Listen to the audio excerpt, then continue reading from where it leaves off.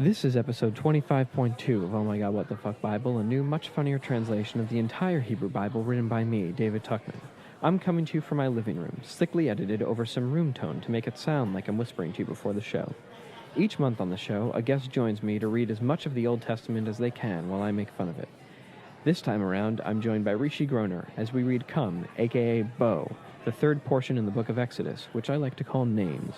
The next live show will be at Beauty Bar in New York City on November 24th with Michael Schreiber at 7 p.m. and online soon after. Enjoy. Previously in the Bible. One of Jehovah's messengers appeared to Moshe as a mass of flame inside a bush. All the water in the river turned to blood. Aaron brought forth the frogs and covered Mitzrayim. All the dust in Mitzrayim became lice. A great swarm came to Pharaoh's house. All the livestock of Mitzrayim died. Festering, pus dripping, bloody boil, flowering forth on man and animal. Fire torched the ground and Hashem rained hail on Mitzrayim. In the morning, the wind brought the locusts. They covered Mitzrayim. For thousands of years, we've been under the impression the Bible was meant to be taken seriously. Finally, a new translation that'll change all that. This is Oh My God, What the Fuck Bible! Chapter 25, in which darkness. Literally, Exodus 10:21 to 10:29. Okay, you need to take these. I'm really bad at Okay. this. Stretch your hand to the sky, Hashem said to Moshe, and it will be dark in Mitzrayim. The darkness will get darker. Moshe lifted his hand to the sky, and a gloomy darkness, this is like Dementors coming down, that's what it is. Yes, that's where they got it from. A gloomy darkness enveloped all of Mitzrayim. Or Independence Day. Sorry. I was scared of that movie. Enveloped all of Mitzrayim for 3 days. Men could not see their brothers. It's easier to see relatives in the dark. That's why it says brothers.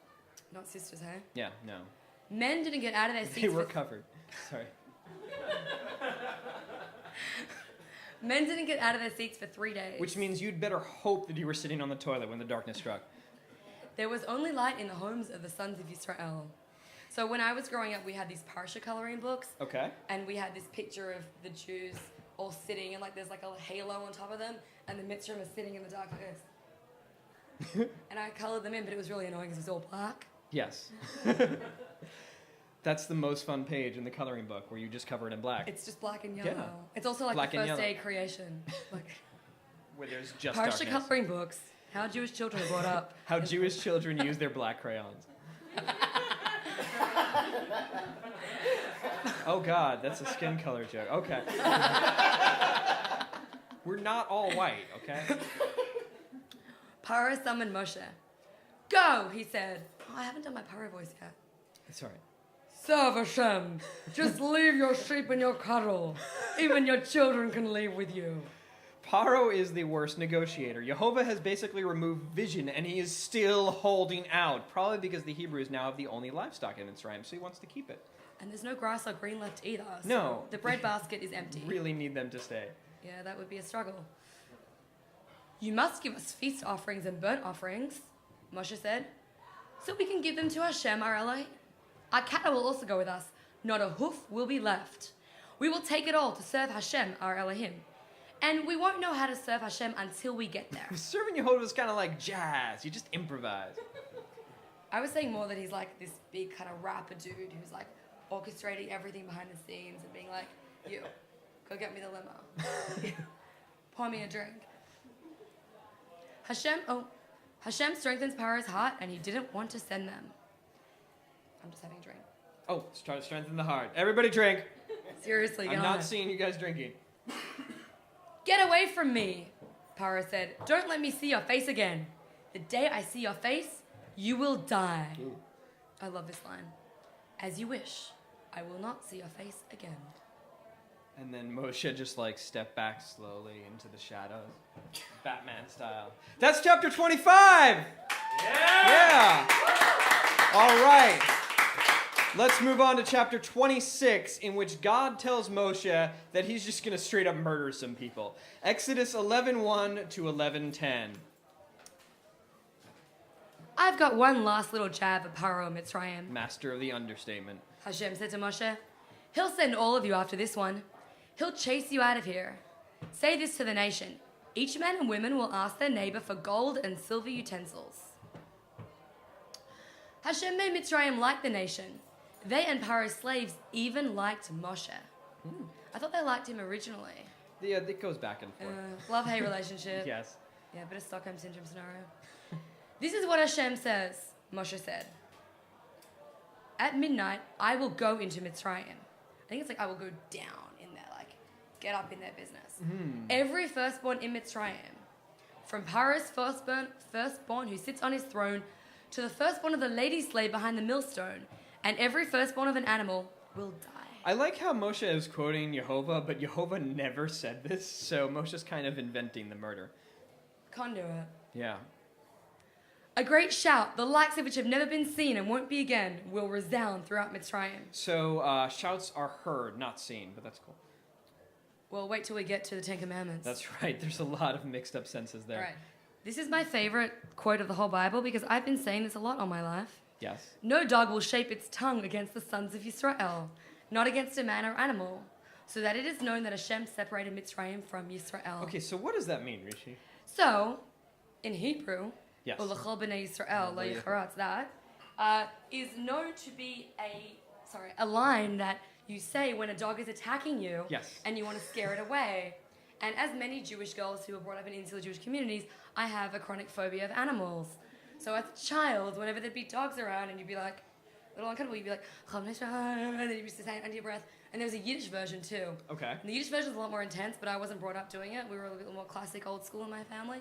And that one, I don't know how to quote the whole thing, but it starts with, Ich bin Yankov's kid, du bist Esav's kind, which is, I am Jacob's son, you are Esau's son, and my dad's gonna beat you up. Wow.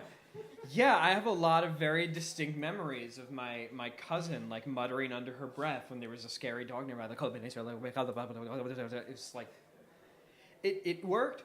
The I probably dog's still never do bit it in us. my head. Yeah. Oh, the dog bit me, don't worry. Oh, no. I've been bitten. But hey, that's what therapy's for. Yep.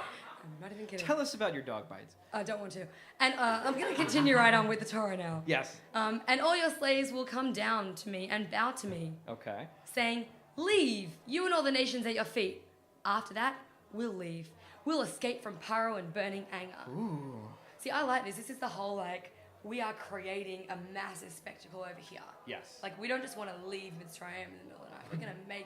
We're going to do it with a bang. Yes. But Paro won't listen to you. That way, No. I can make my many wonders in Mitzrayim, Hashem said to Moshe. That was an American accent, I Got it. apologize. Yes. Moshe and Aaron did all these wonders before Paro, and Hashem strengthened Paro's heart, Oh. and he didn't send the sons of Israel. Yeah, that added nothing to the chapter. But I'm glad we got to drink. That's chapter 26. Now, chapter 27, in which God gives a lot of weird instructions. Exodus 12:1 to 12:28. Okay, so here is where it's not as more fun anymore about No. plagues and stuff. And now we're just going to talk about all these. And I feel like when I learned this in school, there was so much hectic Rashi in there that it really wasn't so fun anymore. No, this chapter is not a fun chapter. Okay, we have to make it fun. Yes, we Are you will. ready? Yes. Okay. This month will be the head of months to you, Hashem said to Moshe and Aaron in Mitzrayim. So Rosh Chodesh, the head of months, meaning the first month. We're starting a new calendar. I like it. It'll be the first month of the year to you. Okay. Still not fun. Well, this is the first mitzvah of the Torah. It's like a big deal. That's true, that's true. Gravitas, guys. Deal with some seriousness. Make Say a to- calendar. That's the first thing you have to do. You make a calendar. Yeah, well, it's handy. This is also a cool thing because it's all about how we're Jews and we're into the moon and we're kind of like, lunar people, so we can either go dance at the full moon parties or we can, keep Rosh Chodesh on the first day of the new month. Exactly. I like it. Say to the entire community of Israel. Okay, here's the weird one. Yeah. On the 10th of this month, each man will take a lamb for his father's house. We're doing lamb, not goat. Lamb. That was an executive decision on your Yeah. behalf? Okay. 1 lamb per household. If the house is too small for a lamb, I prefer lamb. It's tastier. I'm Australian, yeah. He and his next door neighbour will take one in proportion to the number of souls living there. Each man will contribute to the lamb based on how much he'll eat. But this is cooperative living, like Yes, back in Egypt exactly. days. I like it. Pioneering. This is how you have a holiday. It's basically the kibbutz. The lambs will be pure, a year old, take it from the sheep or the goats. Okay, so we got the goat in there. Yeah. You must watch over the lambs until the 14th day of the month. So the rabbis have a field day with this line that requires a few crazy leaps of logic, but I'll just jump to the part that is interesting to me. Since the Hebrew slaves had not yet received any of Jehovah's laws, these are the first laws they're getting, none of them were circumcised. So they were all going to be circumcised that night, making it the third mass circumcision in the Bible. I'm trying to figure out the second one. The first one is when God first makes the pact with Abraham and he circumcised himself and every one of his slaves. I remember it well. The second one is Shem. Indeed. Yeah. Oh, that was a So, yeah. massacre. Yes. In more ways than one. Every time. This is also the second time that there is a mass circumcision and a massacre of men around the same time. I sense the correlation here. You sound really pleased by that. No, I like picking up trends. Yeah. Well, this whole scenario is so interesting because it's all about how the lambs were basically an Egyptian deity, right? Yes. And they were like, we don't care. We're going to make this mass spectacle and kill them in front of everybody. Yes. They're really messing with them. You must watch over the lambs until the 14th day of the month. So you're basically making they're like a whole pet scenario. Mm-hmm. Then you'll slaughter them. Ooh, don't name them, please. Totally happened. A lot of little girls cried that day. All the congregation of the community of Israel between the evenings. Okay, sure. Is this what, like, Bein Hashmashad? Bein Hashmashad, yeah. Yeah. I don't. Or Yeah. Bein HaRavet or something. Bein Yeah. HaRavim, which kind of just means the afternoon. It means between the mixtures, so the mixture of day and night, and then like the mixture of day and night on the other side. It means that time period of day that my dad gets really nervous because he doesn't know what Hebrew date it's going to be. So if, like, a child is born, it's like, what day will the bris be? Trust me, I Exactly. dealt with a lot of this as a child. You'll take the blood and put it on the two doorposts and the lintel of the houses in which you'll eat it. And that's why Jews throw blood on their doors on Pesach. And P.S. lintel is one of those classic, like, Bible words that you Yeah. only know Well- from studying it in school as a kid. That's the word that I was like, how do I find another way to say it? There is no other word for lintel that I could find. And no one knows what a lintel is. It's Does anyone the even know top what a of the lintel is? it's the top of the door frame, but I didn't want to say top of the door frame, so it's just like lintel, I guess. Do you ever say that in real life? Like, you just walk in the Lintel? street and be like, Now I do. put that up on the lintel. It's Now I'm like, oh, I grazed the lintel as I walked into the room. it's like It's a very outlet. low door. Do you I'm want gonna hang some dream catchers? dream catchers from the things lintel. that you have in high school. Exactly. come I'm gonna down. hang some beads that form a picture of Bob Marley from the lintel of the store. What do they write on the instruction packet? Of the lintel? No. Oh, of attached of to the lintel. They beads. probably write top of doorpost. One of the best, you know that it's a good apartment because you go right to the lintels and inspect them. I'll put that on my list. Yes, bathrooms, kitchen, and lintels. I New think York we've had City. enough riffing on lintels. Okay. All right, and plenty of mice. You'll eat the meat that night. Oh, this is so good. Roasted by fire with matzah over bitter herbs. Wait. So they had matzah before they left. Matzah wasn't something that existed purely because they had to rush out of Mitzrayim. Okay, let's keep that. I think they cooked it like a flatbread. Right. See, my theory about Korban Pesach, which is like I do this every The year at sacrifice Seder, of Pesach, yeah. about the Passover sacrifice, was that it was this intense, like, spit roasted delicious lamb that they shaved off and like a really good street meat. Well, I've always read that like the matzah that we eat now is not real matzah. Like it's more like it's more like a laffa. So they're pretty much making shawarma. Exactly. Yeah. And they have the horseradish, just gives it a bit of Right, kick. because they're making it over bitter So herbs. good. Yeah. So this is how they cook it, right? This is what Pesach used to be. Now we get constipation. This is God's cooking tip. So, like, Yes. putting Julia Child to shame. We have don't cook a kid in its mother's milk, and then we have don't eat it undercooked or cooked in water. Sure, but yeah, exactly. A That's health just, tip. yeah, just God's cooking tips. Don't eat things undercooked, and also don't boil meat. That's gross. Only roasted by fire. I agree. Delicious. We should institute that. I mean, I feel like the Jewish community should be more forceful about those rules. We've made this before. Like, Yes. you just kind of roast it in a pan with no water. It's delicious. Oh yeah. Eat it. Its head. That's like Rosh Hashanah. Yeah. Its legs and its innards. Oh. That's kind of a delicacy nowadays, lamb yes. hearts. Don't leave any of it for morning. Anything left by morning must be burned. This is all about sustainability. I like it. Exactly. Cooperative living. The Jews use sustainability. every part of the lamb. This is how you have to eat it. With your loins girded. Okay. Gird your loins. Gorge your loins. This is the best Gird Torah your line. loins is a real thing. I will Yeah. post the illustration on the Did you blog. see that recently? It was Yes, on the internet it last was on the week. internet. Yes. Gird your loins is a real thing. Back then, everyone wore long tunics, even men. So the idea that pants are for men and skirts are for women is a little bit bunk. Anyway, people wore long tunics, and they would, if they needed to be in a rush, they would take the edges of their tunics and wrap them around their crotches and tie them together in a little knot. That way, they could run fast. Also, they had just circumcised themselves, so it kept the bleeding to a minimum. Oh, dude, that part I did not know. I mean, I'm guessing. But that infographic is pretty great because Yes. how else would you know how to gird your loins? Exactly. And like, It's pretty fierce looking Has and it- like warrior fierce, not fashion fierce. so gird your loins is a very classic biblical line, and I'm not gonna lie, we say it regularly in my house. Yeah. Like if everyone's getting ready to leave and we're all sending texts, gird your loins, we're going. Also, it's in The Devil Wears Prada, which I hope everyone here has seen. I'm glad your family talks openly about your loins. Just girding them. Your shoes on your feet and your staff in your hand. Staff in your okay. Yeah. Sorry, we're talking about loins. It's in my head. Yeah. You should eat it in haste. But this is a great Hebrew word. B'chipazon. It's my favorite Hebrew word. In haste. It is a Pesach to Hashem. This is my Hashem voice. I will cross over Mitzrayim tonight and strike every firstborn man and animal. I shall pass judgment upon all the gods of Mitzrayim. Oh, that kind of sounds like there were other gods, but okay. Well, the ones that they believe in. Right. Para is one of them, hey? Mm-hmm. I am Hashem. The blood will be a sign over your houses. I will see the blood and pass over you. Yeah. Pass over, get it? Also, he's omnipotent, but just go with it. We wouldn't have the holiday otherwise. Oh, I have theories about this, but we'll talk about it later. When I strike Mitzrayim, I won't chase you to slaughter you. This day will be a memorial for you. You will celebrate a festival to Hashem for generations. It is an eternal law that you will celebrate. And an internal law. An Eternal. eternal. I feel like I'm reading that gutter right now. You are. It's my dramatic reading.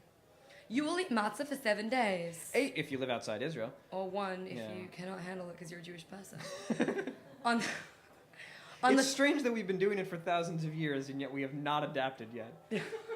Maybe that disproves evolution. I don't know.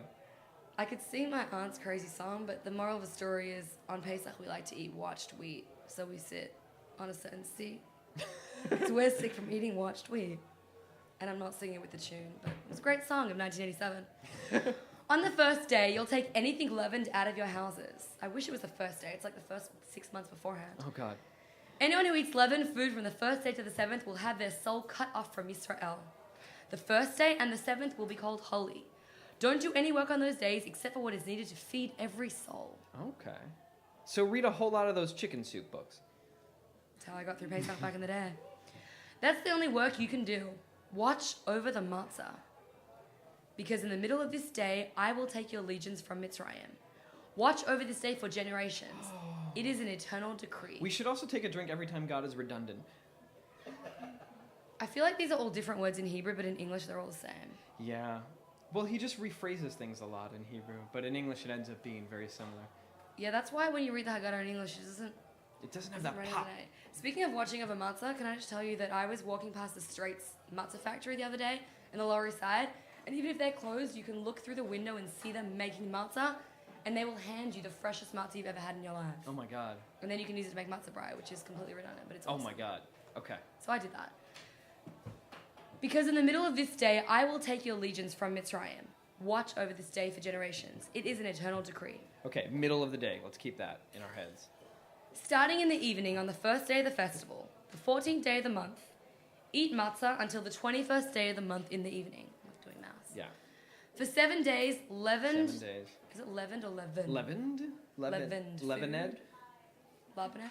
Must not be found in your houses. Okay, so now we really are repeating ourselves. Alright, here we go. Anyone who eats leavened bread will have their soul cut. It's going to say cut off from the Jewish people, right? Yeah. I may have read this once or twice in the Bible before. You just did. And there's a lot more to come. Spoiler alert. Cut off from the community of Israel, including convert or the native of the land. Mm-hmm. Don't eat anything leavened. Eat matzah in all your homes. Okay. What if it's chocolate covered though? Then that's not too bad. Moshe summoned all the elders of Israel.